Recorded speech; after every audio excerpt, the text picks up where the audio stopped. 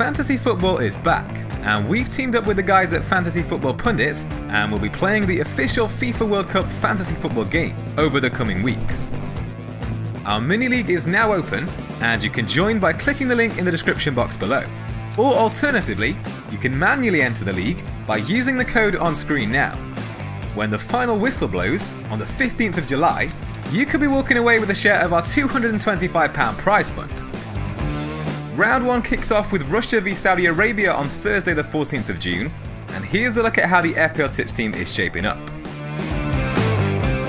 Jordan Pickford appears to have won the number 1 shirt ahead of Jack Butland and Nick Pope, and with opening fixtures against Tunisia and Panama, who are 21st and 55th in the FIFA World Rankings at present, England and Belgian players are firmly on the radar. Gareth Southgate's side conceded just 3 times in qualifying, the joint best record along with Spain, so Kieran Trippier has also been selected. Operating in a right wing-back role, the Spurs defender has taken over a share of set pieces since winning a place in the side. With 5 goals and 7 assists in qualifying, no defender was directly involved in more goals than Belgium's Thomas Meunier, and the right wing-back also faces Panama and Tunisia across the first 2 rounds.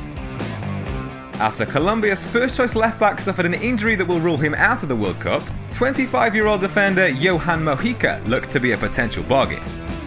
They're widely tipped as favourites to win their group, and in round 1, Colombia face a Japan side that have failed to win any of their 4 recent friendlies, conceding 7 goals and scoring just twice.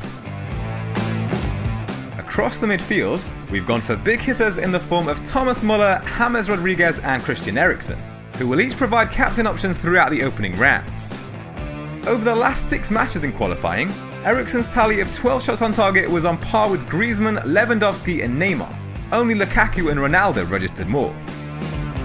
Muller created 22 chances during that period, just 2 fewer than Lionel Messi produced, and the German midfielder was directly involved in 12 goals in total during the qualifiers, scoring 5 times and providing 7 assists. Morocco's Hakim Ziyech scored 9 goals and registered 15 assists in the league for Ajax last season, and will be hoping to replicate that form for his country. He's likely to be responsible for the majority of their set pieces, including penalties. The final spot in midfield is likely to go to a Russia player, with the intention of having a captain option for day 1, and Alexei Miranchuk is penciled in for now, but will have the advantage of being able to see the Russia starting lineup prior to the deadline. The 22-year-old is a little bit of a punt, having occasionally lined up as a partner for Smolov up front, but there is a chance he may not even start, and if that's the case, we can swap him out.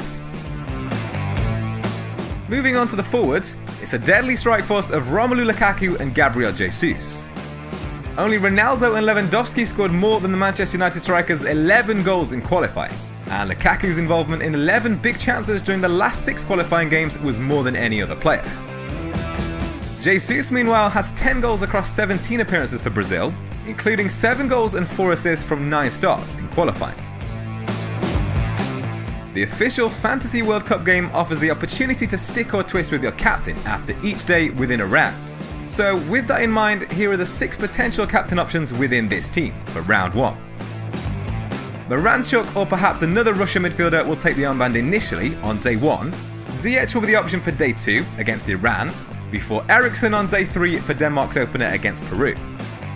Should the Spursman fail as captain, Thomas Muller will be up next on day 4, Romelu Lukaku will provide the option for day 5 against Panama, and finally, should the Belgian provide an uninspiring captain score, James Rodriguez will offer a final twist option for captaincy on the last day of round 1, as Colombia face Japan. However, there is of course the option to stick at any time if one of the captains returns a substantial score. The final thing to note here is that the bench isn't organised into the correct order, to take advantage of substitutions. Generally, you'll want to use the 4 bench places for the players who play last out of your squad, so that you can bring them on for players who fail to return points. However, for this team, we've got the bench boost chip in play for round 1, to hopefully start off with a bang. The reason behind the decision is that there are a number of players who provide balance to the squad, from the likes of Morocco, Russia and Nigeria, and those cheap budget options might not make it out of the group stage, which could make it harder to build a bench boost squad later on in the tournament.